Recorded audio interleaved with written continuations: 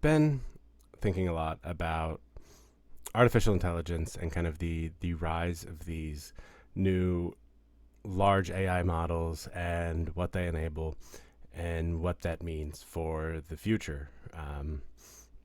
And I think I've really kind of gotten a pretty good idea of where things are heading because um, so I'm in the middle of a book right now that has really gotten me thinking about kind of the longer term evolution of humanity.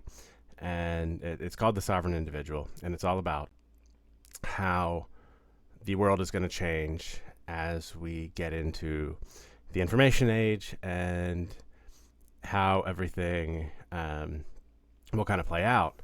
And it's mind boggling because the book was written in 1999 and has pretty accurately predicted a lot of the outcomes from the past 20 or so years.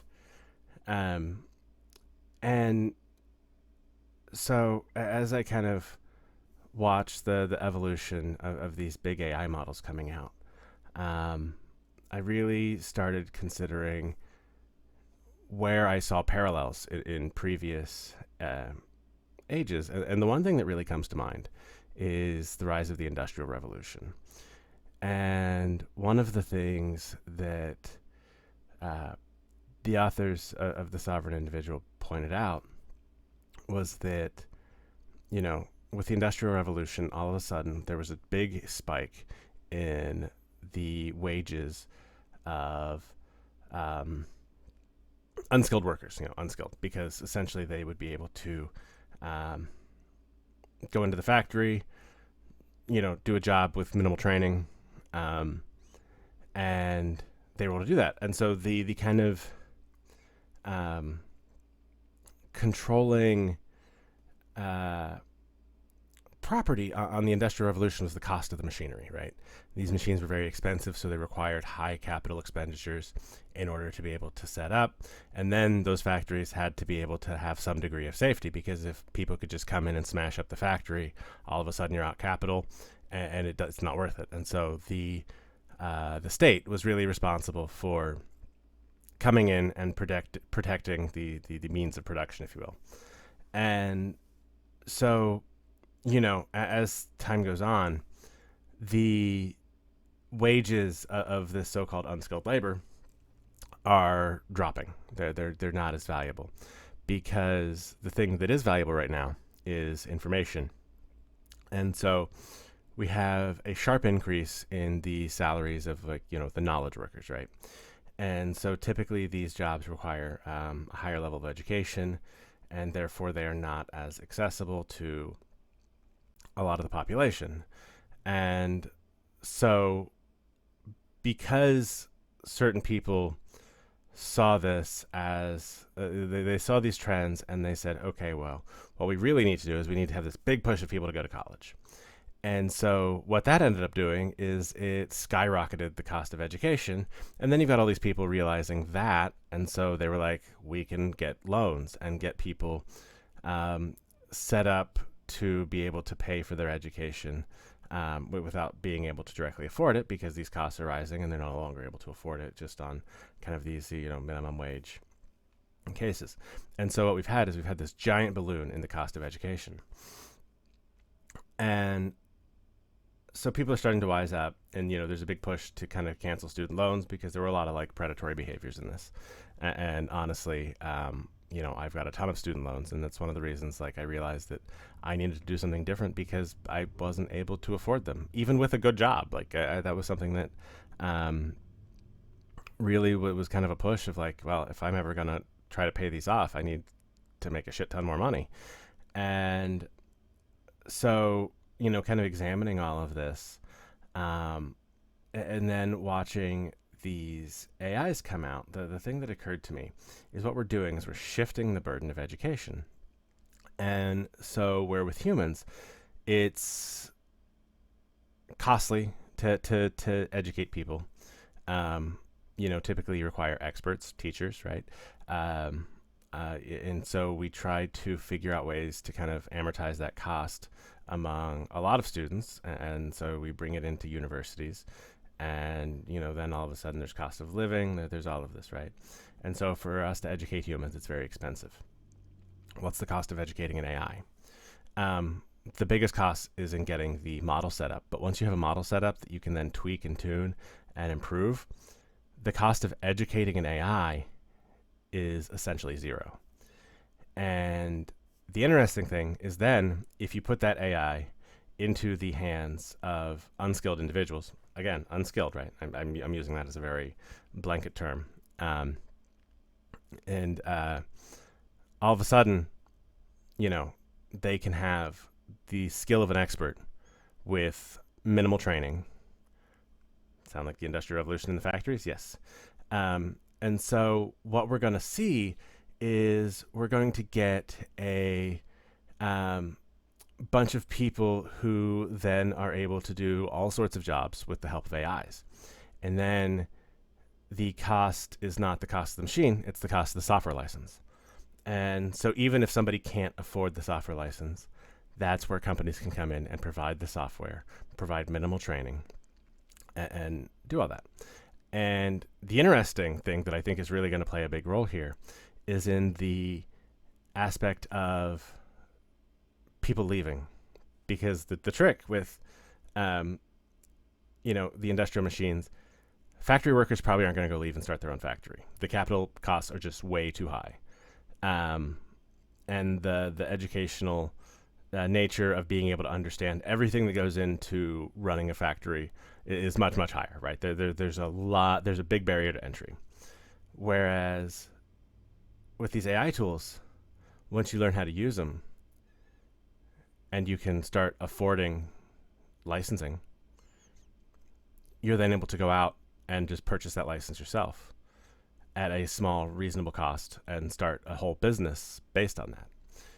And so it really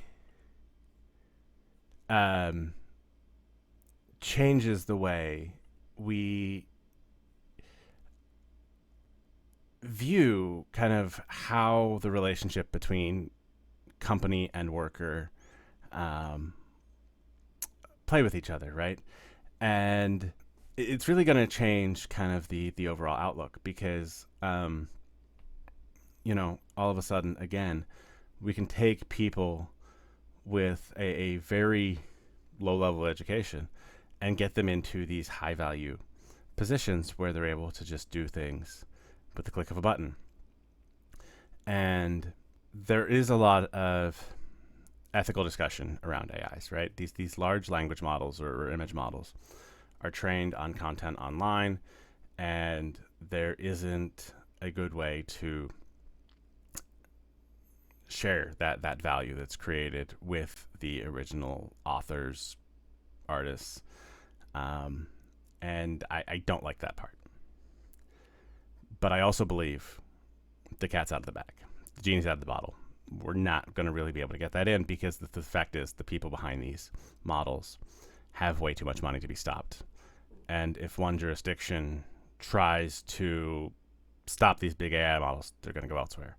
And so countries are not going to put those regulations in place because if they do, all of a sudden they're going to lose out to other countries who will allow those because the amount of value being created is just so astronomical.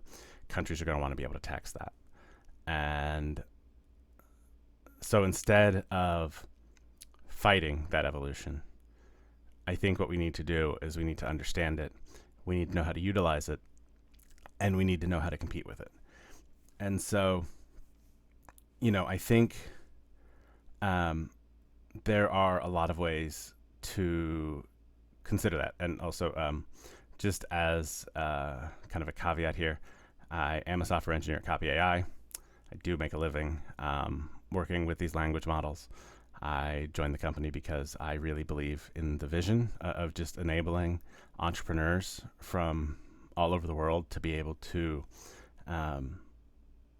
create copy that performs well so that they don't need to spend all this time learning these skills.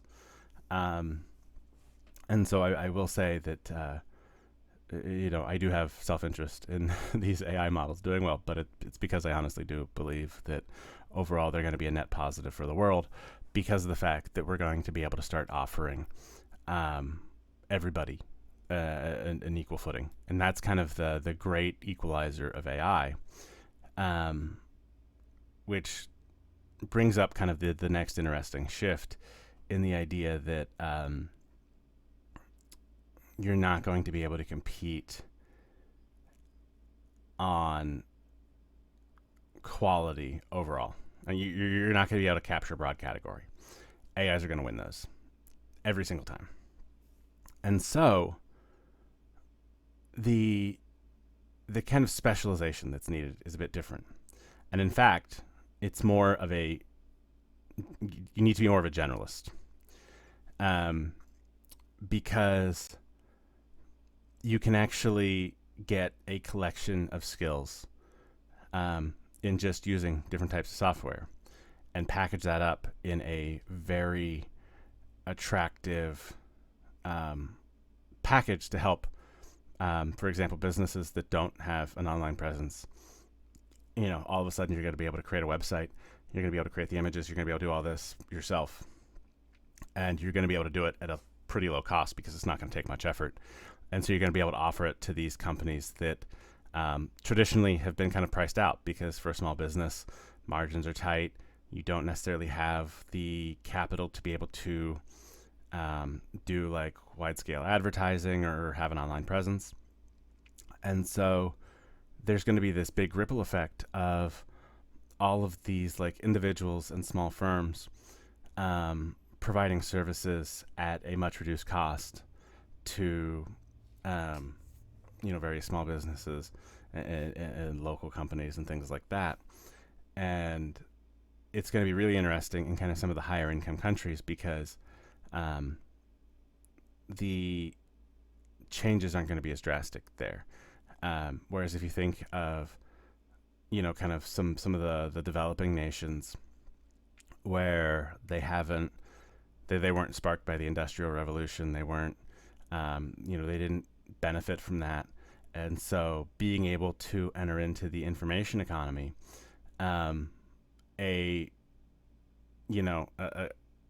these tools provide them a way to just absolutely skyrocket their kind of productive value, if you will. And they're going to be able to compete with these high price workers in developed nations. And so it's going to be a really interesting shift then, because the question is, in a high cost, high developed nation, is it worth sticking around? And this is again kind of what the book The Sovereign Individual gets into. It talks about if you're living in a high cost country where you're paying a lot in taxes, what do those taxes get you? And there's going to be a lot more competition based on the level of service. Instead of treating your citizens as citizens, you're going to have to treat them as customers in the sense that you need to provide value for the amount of taxes that you're putting on people.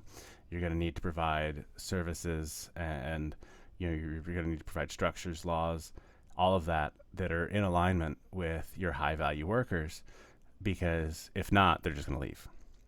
And I think we're already seeing that with kind of being digital nomads. And so people are realizing that they can do the same job from anywhere in the world. And so why are they doing it in high cost of living? Because they could have the same lifestyle at a fraction of a cost elsewhere in the world.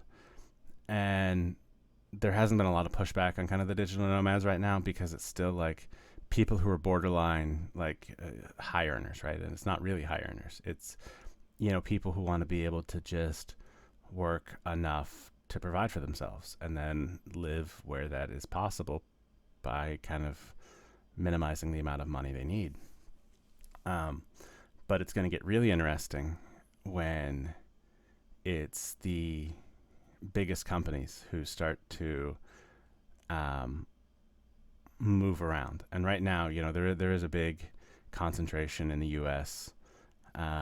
Because companies are treated quite well. And to the extent that it is detrimental to the citizens in some aspects. But the reason for that is because if we don't, companies are going to leave, and that's going to have economic impact. Um, and that's the hard part. This is all super fucking complicated. Um, there's a lot of conflicting trends, conflicting ideas, and it's going to be extremely tough. But the good news is that there's going to be more opportunity than ever before. And you can do more by yourself than you ever could before. And so there's still, I don't know how long these shifts are going to take. They're probably going to be generational in nature. When I first identified them, I'm like, oh my God, this is like on the tipping point. It's all going to happen. And I realized that it's not nearly as close as I thought because most people don't see these trends happening.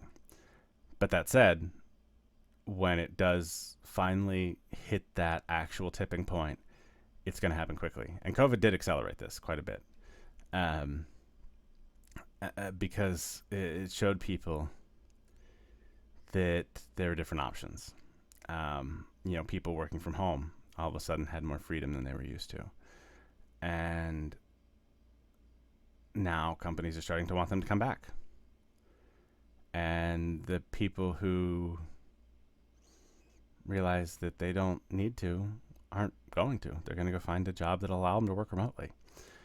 And so kind of as I was thinking in terms of how all of these trends are going to come together in the future, I honestly believe that the future is going to make it to where requiring people to be either in person or available at certain times, that's going to cost companies a premium.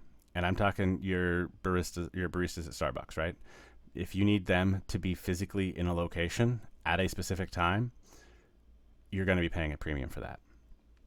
Because the alternative is that they can sit at home, work when they want to, pay for a couple software packages and set up a business on their own. And so that's what you're going to be competing against. And when you're competing against that as a business, you're going to have to pay a premium for people to be in person. And, this will lead to a lot of automation, I think, in a lot of the areas that we consider these unskilled workers. Again, and I hate that term because baristas, they have to know their shit. They have to be able to do a lot of things in kind of this chaotic environment where typically they're treated like shit by people who are just entitled and believe that they are better than them because whatever. And I think that's all bullshit. And so I actually look forward to a day when baristas are like highly paid craftsmen. And I think that's where we're going to head because it's going to be people who are able to express their human creativity in specific ways. And they're going to be paid like artists in terms of kind of being able to do things in these creative, unique ways. And, the thing with AI is it tends towards perfection. But what that means is it tends towards conformity because it has this idea, and again, I use that term loosely, this idea of what it means to be perfect. And so it generates stuff that is perfect. And there's a lot of like probability and like non-determinism in there. And so not, perfect doesn't look exactly the same every time, but it looks very similar. And so we're already seeing this. And weirdly, the AIs are simply accelerating to the point that we see a lot of like online creators and online marketers and all of that. They're also doing the same thing because that's what the algorithms that are driving content distribution and all of that are feeding into. They tend to bring things together in everything looks the same. And so the real key in the future, if you want to be a high earner, is actually to break away from that, and it's to embrace the uniqueness that you can bring as a human, and bring your own imperfections in, and bring your own stories in, because that's what people are going to connect with the most. And people are going to get sick of the conformity. They're going to get sick of, the McDonald'sization of everything. And, and that's kind of the idea that like everything has to be the same because it's repeatable, it's predictable. There's certain cost structures in place. We're able to, tweak certain things that then have wide scale ramifications on the cost structures, on the, profit margins. And we're kind of coming back around. And so, right, throughout the last 20, 30, 40 years, there's been this shift into everything being a commodity and everything being easily replaceable. We as employees, we're expected to be cogs in the machine, because these companies need to run, and they realize that their employees can leave, or they can die. The bus principle, if you've ever heard that, is like, if someone on your team gets hit by a bus, like, what's the state of that? And with software engineers, the whole idea is like we need to be able to spread knowledge and not have this siloed information, because what happens if somebody leaves? And so the thing is, though, like the pay structures all are set up to pay for cogs, with the exception of startups to some extent, and that varies a bit, because the idea with joining a startup is that you share in the upside, and so you work hard, and you work in these kind of non-deterministic ways. You work in fluid roles, and so individuals have a lot more of an impact on a startup than they do an established company, because the bigger the company, the more the cog in the machine. And the less valued you are as an individual contributor, the less valued you are for your creativity. And at that point, it's all about these repeatable systems. They want you to be a machine because that's predictable, and businesses love predictability because their shareholders love predictability. They want to be able to predict the profits that they're going to have in the coming quarters. And so all of that kind of comes together to say that there is a revolution coming, in the sense of people realizing what's actually possible. And we don't need to have set paths. And you know what? People don't need to go to college. I think college has some interesting ramifications, because it's not just about the education, but college is going to have to start competing with a lot of different alternate paths, and it's going to drive changes. And I don't know what those changes are going to quite look like. But that's one of the things I want to do with Build in Public University. I want to explore some of these new ways of thinking, these new ideas, as I build out my own products and services related to the changing world economy, because things are changing, and we need to be able to understand what those changes mean. And they're starting to change so fast that it's impossible to keep up with everything. And so I think what we need to do is we need to develop more collaborative efforts in terms of sharing what we're learning. We as people, we need to also be teachers. Learning is a big aspect of being successful in the information age, because change is happening so fast. You've got to be able to keep up, at least with some of it. And so learning how you learn is really important, because it makes it efficient for you to actually keep up with things. And I think one of the underrated aspects of that is teaching and teaching others. And you don't have to be a trained teacher to be able to share what you know with one or two people. And so with Build in Public University, what I'm doing is I'm trying to increase the number of potential teachers, so that individuals can get help from individuals, or individuals can get help in small groups from people who have ideas related to the problems that they need to solve. And I think we need to get less in this, boxing of people into roles. And I've realized that I don't perform well in like highly specific roles. I perform best when I'm able to explore ideas, when I'm able to tinker, when I'm able to experiment. And I can create so much more value that way. But if I'm put in a box, like, yeah, I can still function, but I'm not functioning optimally. And I'm not happy to be in a box. Like, I want to be solving bigger things. I want to be having input into wider strategies. And that's why the corporate world really like destroyed me. Like it broke me down because it's just I was trying to do so much and it was not valued. Um, and it wasn't rewarded because it wasn't really valued. And so that's kind of when I started to say, okay, I need to explore my own thing. And there is just, there's so much more we can do when we stop thinking in terms of past structures and, you know, all of that. And it's like, it's good to understand why some of these structures existed and how they came to be. But then we also need to be able to let them go and say, are those really needed now? And the answer in most cases is no, because everything is changing. There's an infinite number of ways to do things now. And there's new ways popping up every day. You know, there's new tools, there's new services that can give you fucking superpowers. And that's like, I see that with Copy AI. I see it with Midjourney, with DALL-E, with, you know, all of these big AI models. They are giving people fucking superpowers. And that's really fucking cool. And things are going to shift really fast because of that. As these tools gain wider adoption, as more people learn how to use them, as companies start integrating them into their flows, they're going to be able to take people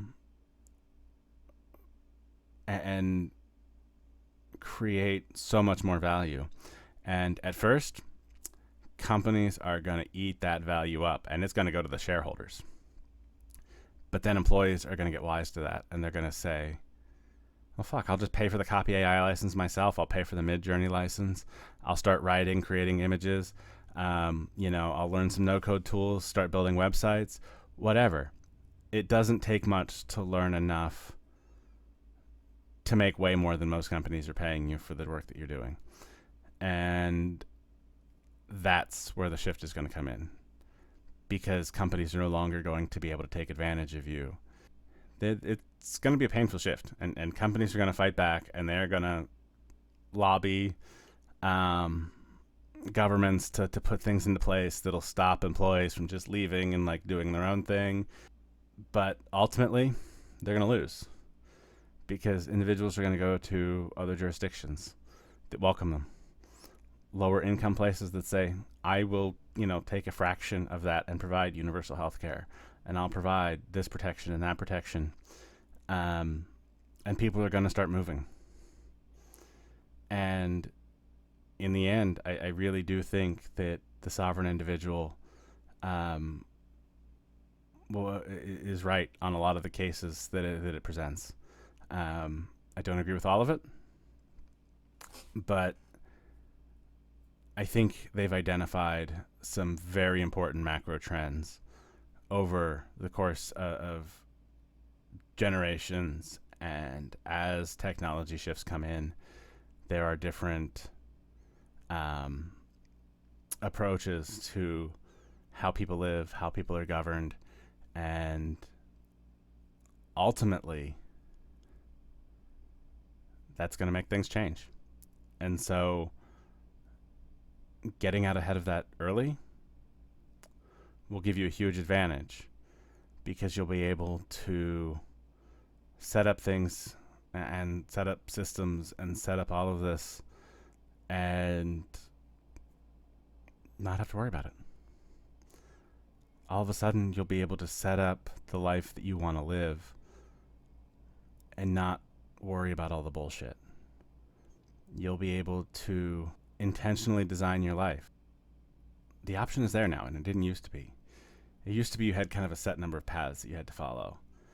And, you know, to some extent, you could branch out from those paths, but it was a lot harder. Now, the costs are pretty minimal. And the benefit is extraordinary. And so, as more people realize that, as more people see others who are breaking away from kind of the default path, and there's another book I highly recommend called The Pathless Path by Paul Millard. As more people see what options are there, they're going to make different choices, and they are going to really change the way they approach things, because it's just not worth all the bullshit. We're going to go to a world in which you don't have to put up with the bullshit. And honestly, you can do it now. It's not as clear cut. Requires a lot of experimentation. Requires a lot of learning. But for any, reasonably motivated individual, options are there.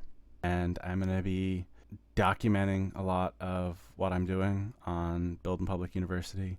I've got the blog, got the YouTube channel, now I've got the Twitch stream, because I want others to see what trends are happening. I want people to see the world the way I see it, because I realized that I didn't need to put up with the bullshit, and you don't either. And so I'm helping you discover new options, because, again, there's an infinite number of them out there. And let's stop dealing with the bullshit.